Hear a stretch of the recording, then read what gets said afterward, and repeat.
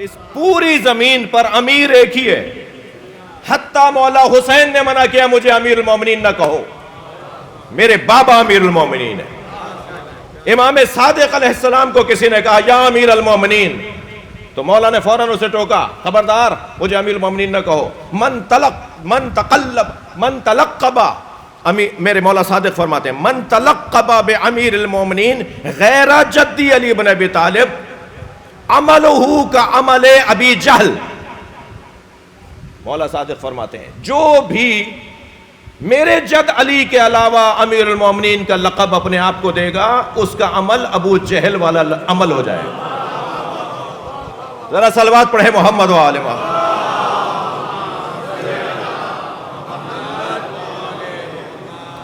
جو بھی میرے جد علی کے علاوہ اپنے آپ کو امیر المومنین کہلائے گا. عجیب مولا کا جلال ہے اس حوالے سے. عملہ کا عمل ابی جہل، اس سے مراد بہت ساری مرادیں لی جا سکتی ہیں کہ عمل ابی جہل سے مراد کیا ہے. جو بھی امیر المومنین اپنے آپ کو کہلوائے گا اس کا عمل ابو جہل والا عمل ہوگا. شاید ایک مطلب اس کا یہ ہو کہ وہ زمانہ جاہلیت میں چلا جائے گا. عملہ کا عمل ابی جہل وہ زمانہ جاہلیت میں چلا جائے گا، کفر کے ایام میں چلا جائے گا. دوسرا مطلب اس کا شاید یہ ہو کہ عمل ابی جہل جو ہے یہ ابو جہل کسی شخص کا نام نہیں ہے، ایک کیفیت کا نام ہے. ابو جہل کوئی شخص ہے، میں اس کا انکار نہیں کر رہا، مگر جو بعض کاموں کو کہتے ہیں نا کہ یہ ابو جہل والا کام، تو ابو جہل کوئی شخص نہیں رہا. ابو جہل ایک کیفیت ہو گئی کہ ان سے بڑا کوئی جاہل ہی نہیں ہے. وہ ہم محاورتاً کہتے ہیں نا ان سے بڑا کوئی جاہل ہی نہیں ہے.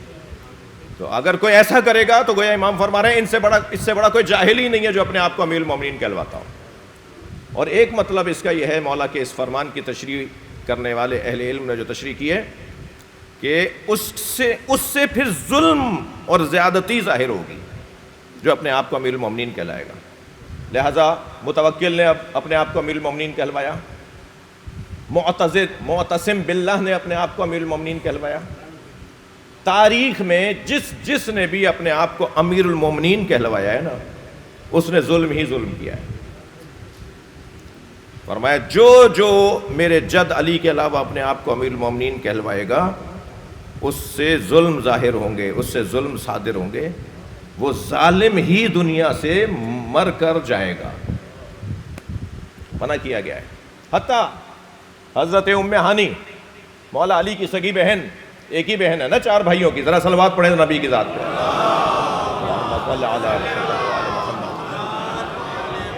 ایک دن آ گئی، ایک دن تشریف لے آئی نبی کے خدمت میں. انہوں نے سنا تھا کہ آج کچھ اس طرح سے گفتگو رہی ہے نبی کی بارگاہ میں. آئیں سرکار کی خدمت میں اور آ کر کہا یا رسول اللہ میرا یہ بھائی امیر المومنین ہے. تو حضرت نے بے ساختہ فرمایا انہو امیر فی الارض و امیر فی السماء. یہ میں حدیثیں سنا رہا ہوں آپ کو. سرکار نے فرمایا یہ علی زمین میں بھی امیر ہے اور آسمانوں میں بھی امیر ہے، اس کے علاوہ کوئی صاحب اور امیر نہیں ہے. اسے امیر بنایا گیا ہے. آپ کی توجہات مجھے حوصلہ دے رہی ہیں. اور ایک اور حدیث مجھے یاد آ گئی.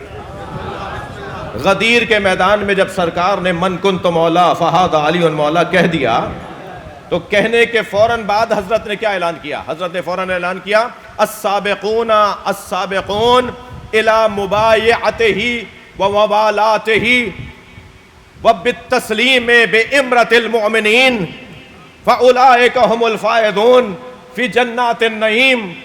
جب مولا نے کہہ دیا نا جس کا میں مولا ہوں اس کا علی مولا ہے، تو فوراً اعلان کیا کہ کون ہے جو سبقت لے اس بات میں کہ آگے بڑھ کے علی کی بیعت کرے، علی سے محبت کا اظہار کرے اور علی کو امیر المومنین کہہ کے سلام کرے.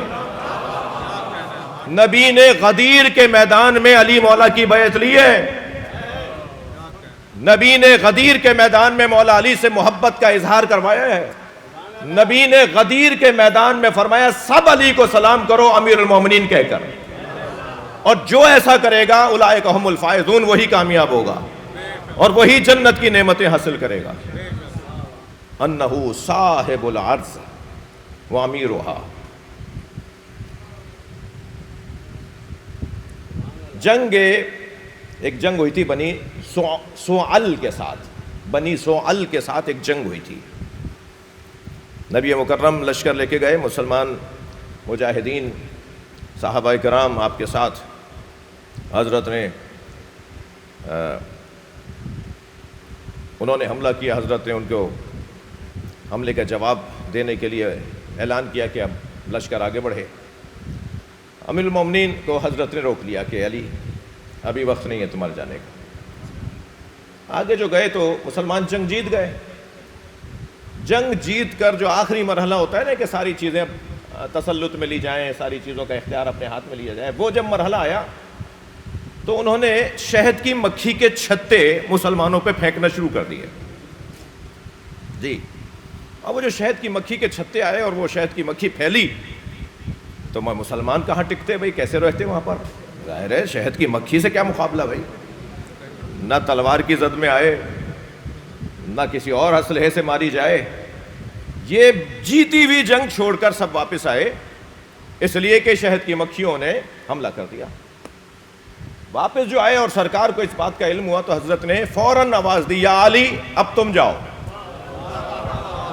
اب وہ جو لاکھوں کی تعداد میں شہد کی مکھیاں اڑ رہی تھیں نا حملہ کرنے کے لیے، جو قریب جائے تو وہ اس کے اوپر حملہ کریں. کیا بنے گا منظر؟ میں تو منظر بھی ممبر سے نہیں بتا سکتا. کیا منظر بنے گا سوچ لیجئے نا خود، ایسی کیفیت کبھی ہو تو کیا ہوگا. ادھر مولا نبی نے فرمایا یا علی اب تم جاؤ.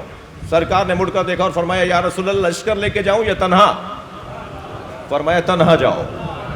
مولا علی جیسے جیسے وہاں بڑھتے جا رہے تھے وہ شہد کی مکھیاں مولا علی کے سر پہ طواف کر کر کے جنگل کی طرف جا رہی تھی، اور مولا نے تنہا جا کے وہ سارا اختیار، وہ سارا جو کہہ لیجئے قبضہ، وہ بھی جو کچھ وہاں کرنا ہوتا ہے جیتنے کے بعد، وہ جو تسلط حاصل کرنا ہوتا ہے، ساری چیزوں کو اپنے کنٹرول میں لینا ہوتا ہے، تنہا جا کے مولا لے کر آئے. اور جب واپس آئے تو نبی مکرم نے بے ساختہ فرمایا یا علی انت یعصوب الدین.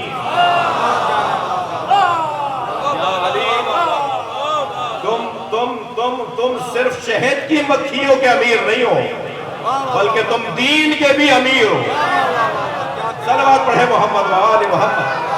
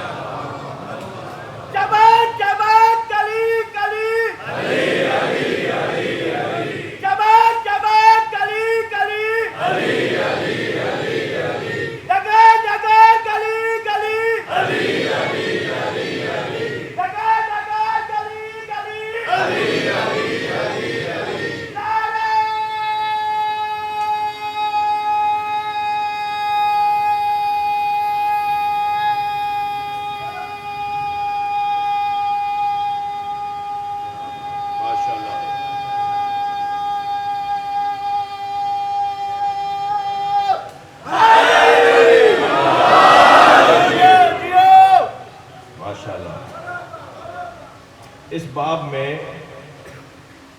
یعصوب اس شہد کی مکھیوں کے سردار کو کہتے ہیں نا، وہ اس باب میں اتنے واقعات ہیں، حسین واقعات. آپ کے چہرے کی مولا علی کے فضائل سن کے جو میں تازگی دیکھ رہا ہوں نا، وہ آپ کے خون کی طہارت کی دلیل ہے.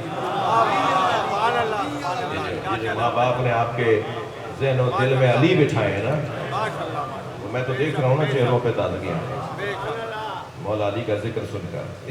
اس باب میں اور بہت ساری روایت ہیں. ایک دفعہ آ کر سرکار کو بتایا گیا کہ یا رسول اللہ فلاں غار، فلاں پہاڑ کے غار میں ہزاروں کی تعداد میں شہد کی مکھیوں کے چھتے ہیں، اور وہ چھتے آمادہ ہیں، بالکل اس کے اندر شہد پک چکا ہے، شہد بن چکا ہے، اور بڑی تعداد میں ٹنوں ٹنوں بلکہ کہیں کہ شہد وہاں پر موجود ہے. سرکار نے مولا علی کو بلا کے فرمایا یا علی جا کے شہد لے کر آؤ. اور مولا اس غار کے اندر وہ سارا شہد لے کر آئے جو پھر مختلف آبادیوں میں نبی نے تقسیم کروایا، اور فرمایا کہ کیونکہ علی یہ شہد کی مکھی فیہ شفا، اس شہد کی مکھی کا تو قرآن میں اوحینا الی النحل، قرآن مجید میں شہد کی مکھی کے اوپر اللہ وحی کرتا ہے۔ شہد کی مکھی کڑوے جو رس چوستی ہے وہ کڑوا ہوتا ہے۔ کبھی اگر تجربہ کرنا ہو تو ذرا کوئی پھول چبا کے دیکھ لیجیے گا، پھول کا جو رس ہوتا ہے وہ میٹھا نہیں ہوتا، وہ کڑوا رس لیتی ہے اور اتنا میٹھا بنا دیتی ہے۔ تو ایک دن سرکار نے پوچھ لیا تھا کہ یہ کڑوا رس میٹھا رس کیسے بن جاتا ہے؟ تو کہنے لگے یا رسول اللہ آپ پر اور آپ کی اولاد پہ درود پڑھتی ہے۔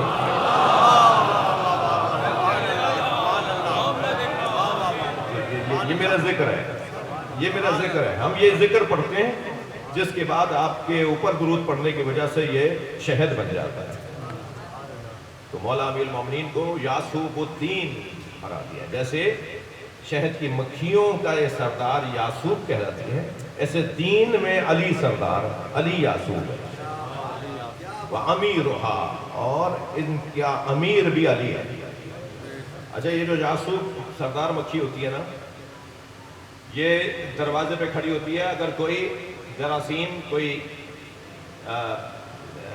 نامناسب بیکٹیریا لے کر آتی ہے نا کوئی مکھی، تو یہ سونگھ کر بتا دیتی ہے کہ یہ خیانت کر رہی ہے، یہ خیانت کر رہی ہے، اور اسے چھتے میں نہیں جانے دیتی، دروازے پہ ہی دو نیم کر دیتی ہے۔